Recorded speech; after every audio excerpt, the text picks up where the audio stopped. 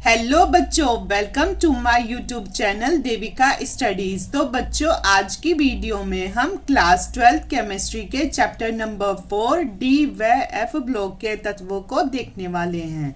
तो आज का हमारा क्वेश्चन है कि लैंथेनाइड संकुचन क्या है। लैंथेनाइड संकुचन का कारण लिखो और इसका प्रभाव भी बताइए। तो हमारा क्वेश्चन है कि लैंथेनाइड संकुचन क्या है। तो बच्चों, संकुचन मतलब क्या होता है? तो संकुचन का मतलब होता है सिकुड़ना। क्या होता है संकुचन का मतलब? संकुचन का मतलब होता है सिकुड़ना। तो इसे हम ऐसे समझते हैं कि ये है हमारे लैंथेनाइड तत्व। एक ये हो गया, एक ये हो गया, एक ये और ये ऐसे हो गए, ठीक है। तो होते तो पूरे 14 तत्व हैं, लेकिन हम एग्जाम्पल के लिए समझ रहे हैं और हम ये समझ रहे हैं कि इसका परमाणु क्रमांक 1 है, 2 है, 3 है, 4 है, 5 है। अगर असलियत में देखें तो इनके परमाणु क्रमांक 1, 2, 3, 4, 5 नहीं होते हैं, कुछ और होते हैं, लेकिन ये हम आपको समझाने के लिए कर रहे हैं कि ये सिर्फ एग्जाम्पल के लिए है, ठीक है। और इनके बीच में क्या हुआ? नाभिक। ये है इनके नाभिक, ये हो गए इनके नाभिक। और ये जो इनका बाहरी कोश है, मतलब कि जो इनका बाहरी कक्षक है उसके इलेक्ट्रॉन, इनका बाहरी कक्षक में इलेक्ट्रॉन हो गए ये, ठीक है। अब मैं आपको अच्छे से समझाऊंगी कि आखिर हमारा संकुचन होता क्या है।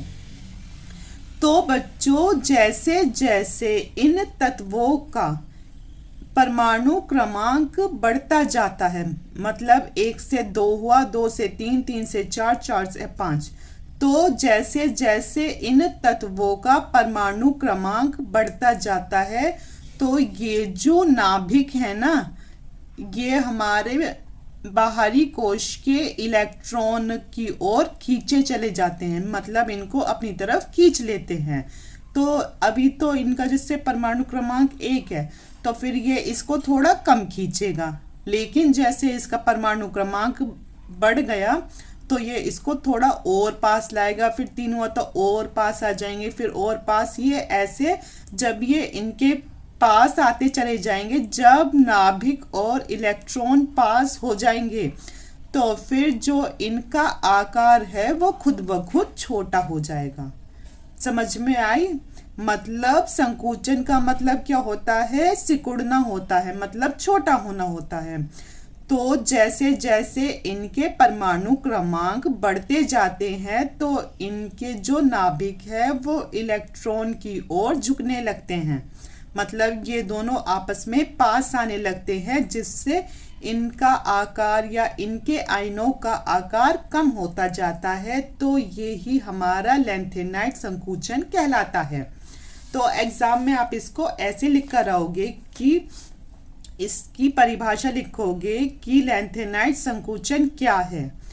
तो हम लिखेंगे कि लैंथेनाइडों के परमाणु क्रमांक बढ़ने के साथ साथ बाहरी कोश के इलेक्ट्रॉनों पर नाभिक का आकर्षण लगातार बढ़ता जाता है। मतलब कि जो ये इसके बाहरी कोश के इलेक्ट्रॉन अभी दिखाए थे आपको, ये इन पर जो ये नाभिक है इसका आकर्षण बढ़ता जाता है, मतलब ये दोनों आपस में पास आते जाते हैं, जिससे इनका आकार कम होता जाता है। इसे ही संकुचन कहते हैं। तो ये है कि लैंथेनाइडों के परमाणु क्रमांक बढ़ने के साथ साथ जो इनके बाहरी कोश के इलेक्ट्रॉनों पर नाभिक का आकर्षण लगातार बढ़ता जाता है, जिससे इन तत्वों और आयनों के आकार में कमी होती जाती है। इसे ही लैंथेनाइड संकुचन कहते हैं। इसे मैंने आपको अच्छे से समझाने की पूरी कोशिश की है। आई होप आपको समझ में आ गया होगा। अब देखेंगे हम लैंथेनाइड संकुचन का कारण, कि इसका कारण क्या होता है आखिर।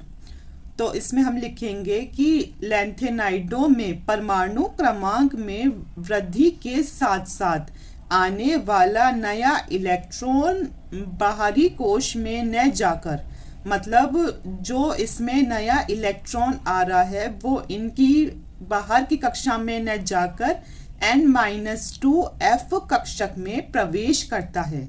इसका कारण ये है कि लैंथेनाइडों में परमाणु क्रमांक में वृद्धि के साथ साथ आने वाला नया इलेक्ट्रॉन बाहरी कोश में न जाकर N-2 कक्षक में प्रवेश करता है।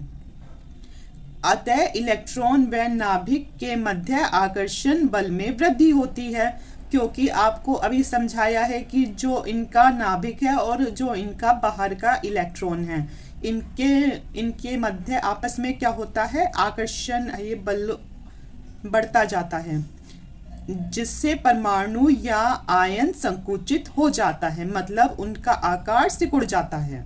तो ये था इसका कारण। अब हम देखेंगे इसका प्रभाव। तो इसका प्रभाव होगा, सबसे पहले हम लिखेंगे कि लैंथेनाइडों के गुणों में परिवर्तन। तो आंसर है इसका कि लैंथेनाइड संकुचन के कारण इनके रासायनिक गुणों में बहुत परिवर्तन होता है, अतः इन्हें शुद्ध अवस्था में प्राप्त करना अत्यंत कठिन होता है। तो इन्हें शुद्ध अवस्था में प्राप्त करना अत्यंत कठिन इसलिए हो जाता है क्योंकि जब इनका जो आकार था वो ही कम हो जाता है। अब सेकंड प्रभाव लिखोगे आप कि अन्य तत्वों के गुणों पर प्रभाव, कि इनके अन्य तत्वों के गुणों पर क्या प्रभाव पड़ता है। तो इसका आंसर है कि लैंथेनाइडों से पहले आने वाले और इसके बाद आने वाले तत्वों के आपेक्षिक गुणों पर महत्वपूर्ण प्रभाव पड़ता है।